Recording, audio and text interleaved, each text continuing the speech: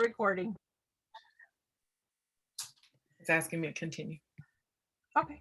All right. So I am Ofelia with Semillitas, and I am really excited to have Susana Cruz with me today. And she has a really cool program that I'm going to ask her to just kind of talk about here for a little bit. All right. So I'm Susana, and I'm Chicana In Nature, and my business is Chicana In Nature LLC. It is I had to create something in order for our BIPOC community to be able to have opportunities to get out into green spaces, not only in the DFW area, but we have expanded because there has been such a draw for people to want to go travel and to not have been there before, so they wanted to start like going out of town.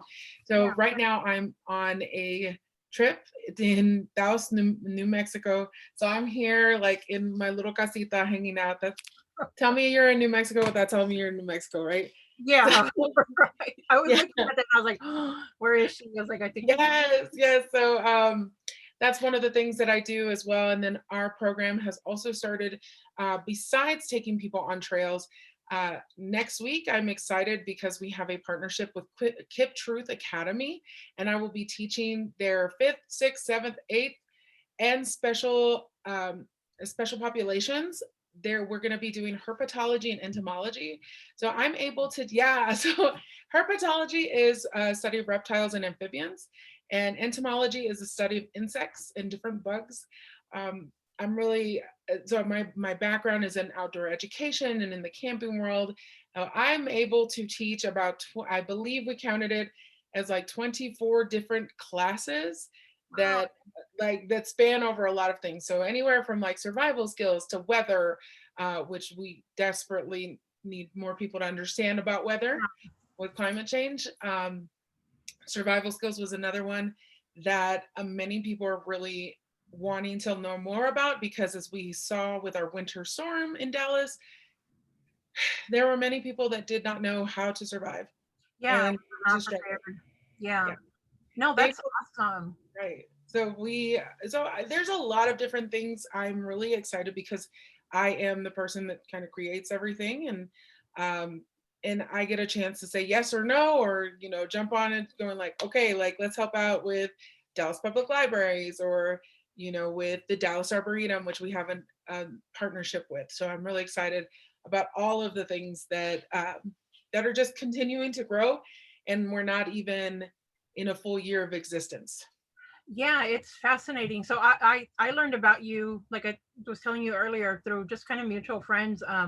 But some of the everything that I've heard is just amazing. And then I started following you online, and it was like, oh man, that's like so awesome. I love that you get out there, and your energy too is just so beautiful. And like, I don't know, you seem like you would just be so easy to talk to. And so I was really excited about getting to meet you, at least virtually, and we'll meet at Maroches next Yes. week, I think, or the week after. It's at the end of the month, but I'm Mhm. really excited about meeting you there because I'll be there too.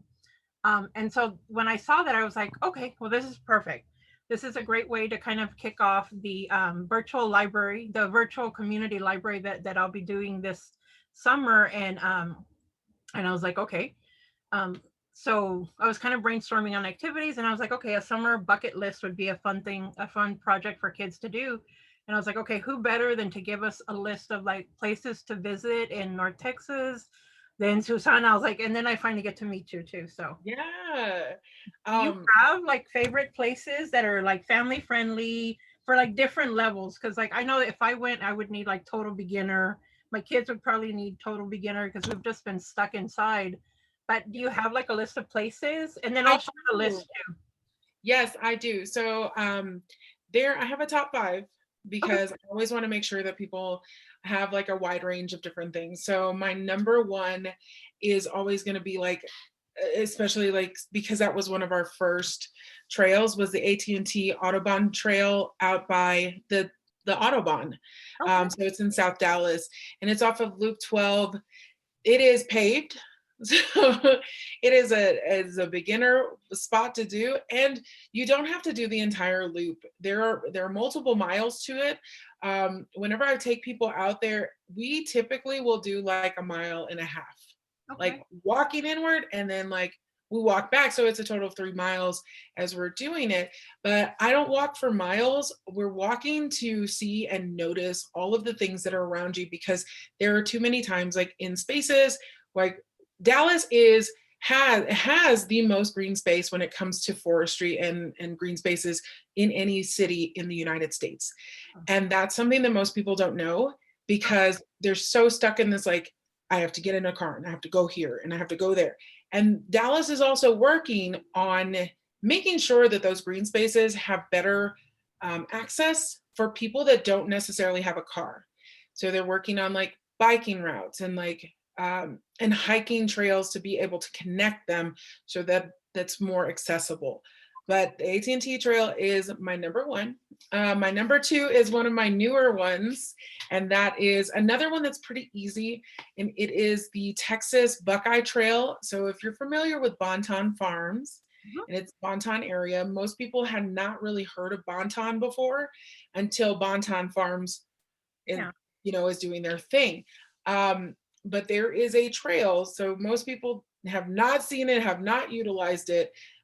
But there is a little trail that there's the cul-de-sac, and you kind of park over there for Bonton Farms, and you park there for that trail. So there's a little bridge, and you go up the levee. And Okay. then it's really strange because unless you've been there before, like you're not going to know. So then you go down the levee to the right, Uh-huh. and the trailhead is going to be off to the left. And it's kind of hidden, but there's some really cool things out there. There's a lot of different like organisms, trees that are amazing. There's mulberry trees, which are in season right now. So those mulberries are edible. There are wild hog tracks all over the place. I haven't run into one yet, but it's really cool to like see Yeah. what they've done. And at the end of the trail, which there's a couple different shoot offs that you can do, there is an overlook to the Trinity. It's really pretty. Okay. Um, my third is going to be the Oak Cliff Nature Preserve.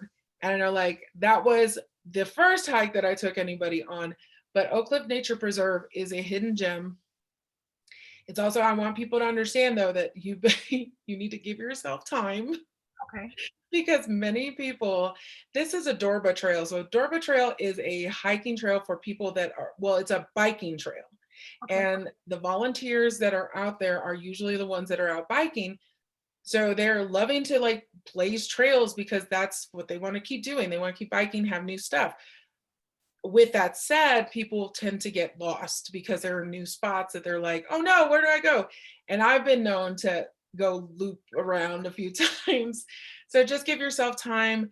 I usually tell people that if you need to, like, mark your trail, like as you're walking back with, or as you're walking with duct tape, so you know how to get back. That is one that I definitely use duct tape on. I Okay. do. My number four trail is our Fair Park. I know that like Fair Park is normally my number one, but Fair Park has a lot of different like flora and fauna, all of these really cool like native plants to Texas, including like the lagoon area that has a lot of native animals, fish, turtles, really cool things to be able to see. And I grew up going there. So, and not just for the state fair, Yeah. that's my jam, but like I also love going there because I love seeing everything and its transitions. They're really amazing, like, and it has security. Most people don't realize that it's family friendly. All of these places are family friendly, and all of those are also like there are places for like you to stop and just like Oak Cliff Nature Preserve though, be sure to take plenty of water because there's nowhere for you to really get anything there. Okay. Everywhere else though, you're able to access your vehicles a lot faster. Okay. And then my number five trail is going to be Cedar Hill State Park. Most people will say Cedar Ridge. I'm gonna give Cedar Ridge their props where props are due. It's free. Okay. But It's also very frequented by people. And during COVID, when people needed space between each other, there wasn't. I was wearing my mask and it was hot. And there's like, you need to be outside. And in order to do that, also give each other space. And I didn't say Katy Trail because that is not one of my favorite trails at all in Dallas, Yeah. but definitely like Cedar Hill State Park. It's well maintained. The park rangers are really great. There is a Latina on there, like as one of their rangers too. So just like it's got different options. There are different options for trails where people aren't frequenting like either. And it's just like it's just beautiful and it's very close and accessible. Awesome. And we actually have been to Cedar Hill State Park. That Isn't it beautiful? it is. It's beautiful and it's not very far and you feel like you're like somewhere out in the country. So it's Right? absolutely beautiful. Because it used to be, right? That's true. When I used to visit my cousins like in the late 80s, early 90s, it was still like you were taking a drive out Yeah. and you felt like you were in the country and then like all of a sudden it was just like boom, this whole expansion and everybody's like everybody from a cliff is going there. There's so many more people. And I mean, just like Dallas now, there are a lot of people coming in. Yeah. Um, where those of us who grew up or our families came here and settled, it's hard to see the transition. Another reason why, like, I wanted to make sure that I created something for our people, for the Black, Brown, marginalized communities where we're getting pushed out. We shouldn't be. Like, we've been thriving in these areas for a long time, and I Yeah. want to make sure that we continue to do so. No, absolutely. Like we were saying at the beginning, it's like I've mentioned that like my dad is from the rancho, and like that's where my people come from, and we're people who grew up farming and like connected with the earth, and it's really important that our communities know that like these spaces are for us, that our people have been here, and that like that's where our gente come from the tierra and working and being connected to it, and that's part of decolonizing, and it's important for our kids and for our families to do that. Yeah. um That's and why I'm here in Taos too. So if you know any history about Taos, New Mexico, it's because like our Aztec ancestors came here. They uh-huh. were here and then went down. And my family is from the Rancho too. My mother's mother is from Zacatecas. Okay. And we were at the Rancho hanging out like as kids, being inner city kids and coming down there and learning all this stuff. And, coming here, it feels like I'm going home Yeah. and I'm like seeing like everything, the adobe houses, the casitas everywhere, the bricks are the same, like, and I get very emotional because it is like being there in between all these mountain ranges, which is the same as what like I grew up seeing. Yeah. So I like that's why this place has a special spot in my heart. No, that's awesome. My dad's family is from Coahuila, so Coahuila, the frontera, and my mom is from Jalisco. But it it's really important, I think, for our kids to get out, and for health reasons, for mental health reasons, for I mean, especially right now with COVID. What suggestions do you have? You mentioned like the duct tape. I love that idea because I would never have thought of it. What other suggestions? Obviously, pack water, shoes. Do you have like what kind of shoes should we wear? Or, like what kind of So clothes? Because right. So some folks it's brand new. Like it'll be something like brand new to do. yeah, so it depends on what time of year it is, right? So if it's summertime, make sure that you're wearing light clothing, like things that are going to breathe. And then have lots of water with you and make sure that you also have comfortable shoes. Whatever you're comfortable in, that's fine. I mean, think about it. Our ancestors were going barefoot or they created their own shoes out of different things that were not like what we have today. I'm lucky enough to be partners with Chaco Footwear and I got some really cool sandals that go through like water and land all at the same time, but not everybody has that access to that. So anything that's going to be comfortable for you. And then if you're going to be on rocky trails, make sure that you're wearing some kind of like sneakers that are going to give you the proper support. for your foot. So if you have a flat foot, make sure that you're wearing stuff that's going to be comfortable for you there. And then if you need higher arch support, make sure that you're taking care of that too.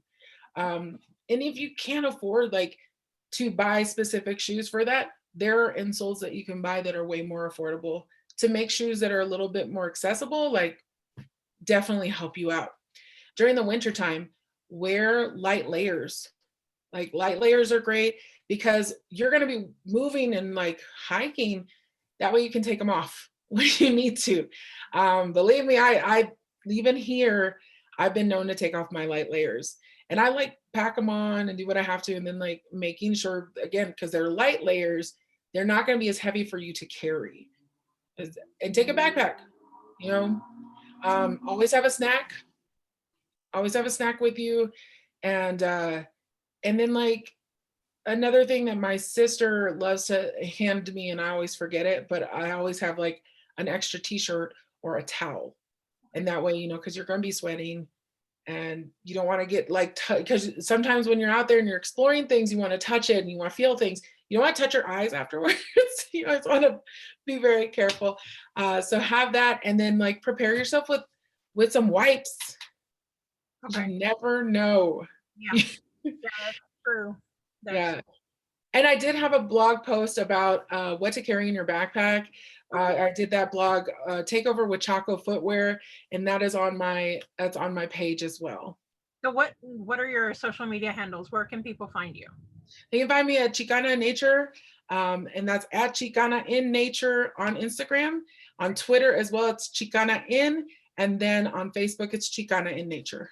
Okay. And I'll be sure to share all of your social media info Yeah. on my social media channels, and then your website and Website's super easy, ChicanaInNature.com. I made it super easy. I'm the only Chicana in Nature out there. okay. We are working on our trademark too, because I am the only one. There are other Chicanas out there, of course, like trying to get out there in nature, but that's mine. That's mine. Yeah, and then we are also doing a summer camp. So the dates are on there in my link tree for Facebook has my link tree. Also, the Instagram has it. There's a link in the bio, which will be able to like, you can just click it and you'll be able to see like registration for camp. It is to, oh my gosh, I forgot how much I'm charging people. But anyway, it is a reasonable amount considering how much other organizations and other community centers do charge for their kids. But since I'm keeping it smaller, kids are getting more of a one-on-one when it comes to like being with me, learning outdoor like living stuff. And each week we have a theme, and each week we're working on different like stream things. So stream encompasses science, technology, reading, which I apparently like, I thought you should already know how to read before that, but and then you got engineering, art, and mathematics. So we're going to be covering a lot of different stuff in a hands-on way, because I mean that's the best way to learn is through play and through like experiential learning. Yeah. I'm an educator anyway. I have been a teacher and I taught pre-K, and this past year I was working with a first grade pod. Shout out to them. I'm sure some of them will wind up watching this, but I came from educators. So my mother and father were both DISD teachers, like Dallas Independent School District.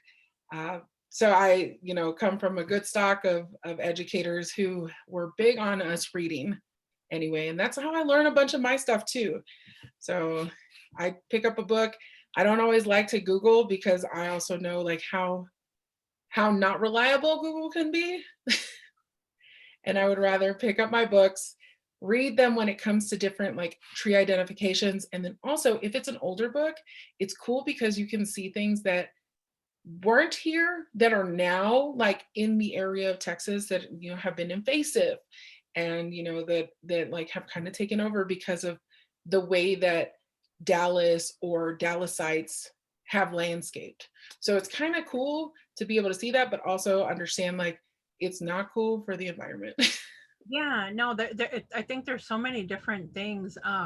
Like we live not too far from a creek, and a few years back, we would hear this chirping at night, and it was like, okay, is that a bird? Is it like a cricket? Oh, And so we were just like, my husband and I were just like, okay, ¿qué es? And we were trying to figure it out. And finally, one night that it was raining, we heard the chirping really loud, and we opened the door, and it was this teeny tiny frog. And so they're frogs that weren't originally native to this area, but they're native to South Texas. They're like a chirping frog. And mm, apparently, like as people were landscaping and bringing plants from South Texas, they ended up here in like North Texas now, and we have them all over. And so it was just like the neatest thing, but it was just this little teeny tiny frog, and they it's make some of the loudest noises, the small ones. yeah, they do. But we were like, okay, ¿qué es? It's like no es pájaro, no. It's like okay, what the heck? Yeah, But yeah, no, so it's awesome that you do that, and I think especially after a year of virtual learning for kids, we need like fresh air. They need to get out and explore and do things with their hands. So I love that you're doing all these experiential, like hands-on activities with them. So that'll be awesome. yeah. Yeah, I'll definitely plug all of your stuff on our social media handles and share. Um, and I don't know, is there anything else you want to like say? We'll kind of wrap it up here. But is there anything else you want to share about you or? Yeah, so I just want people to also understand that like this has been a step for many people to just like step outside their comfort zones, period. Because a lot of times the first hikes that I was doing were the first hikes for people. Like the first time. My social media director, who she does all of my graphics because I'm not really good at graphics. I'm great at reels, but I am not good at graphics. And she my second Chicana In Nature hike, she came on, and that was the first time she'd ever hiked. And she grew up in Irving. So Bethany Silva, love her to death. And she just like has expanded and understands now that like that is a good way to connect with like who she was too as a Latina because our people were out there. And it's like, and this is not just for Latinos either, like the Latinx community. This is for anybody and everybody who feels like they have never had a chance or don't understand or are scared. And if your families, which I'm gonna tell you, we've had some single Latinas come out and they're always like, so my dad and my family were worried. They're more than welcome. Your families are welcome to give me a call. My phone number is on the website. It is available. I do make myself available to speak to anybody because I want people to feel comfortable. Yeah, I know that my family would not really have ever, like, if my parents hadn't been in education, if we didn't have other experiences, besides the fact of them coming here, right? And being here as a kid and then growing up in segregation and everything. I know how important it is for us to protect our communities yeah, and protect our children and just like protect our people. I understand that and you don't want to send somebody to a stranger. I yeah, don't have to be a stranger. People can definitely call me and get a better understanding of things. And then like bring your family along. Like I'll, we'll figure it all out together. I can like definitely like I know that most people don't think that they can learn anything from me, but there are multiple times, including men, that they will come to a survival class or they will come on a hike and be like, oh my God, I never knew that. This is yeah, the first time.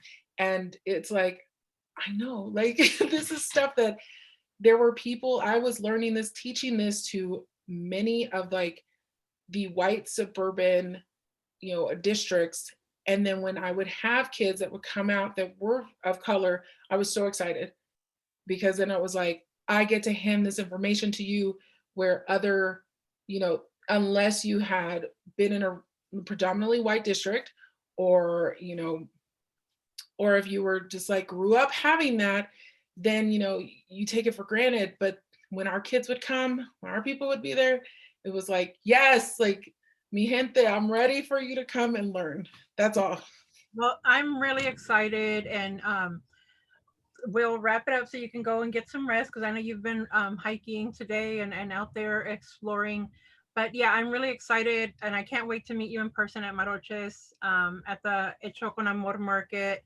And then for the people that are watching the video, we'll have a kit that includes a little book that you can put together so that you can kind of document some of the trips and adventures that you have this summer, and hopefully you'll get to go and visit the top five Chicana in Nature spots. So Yeah. thank you so much, Susana.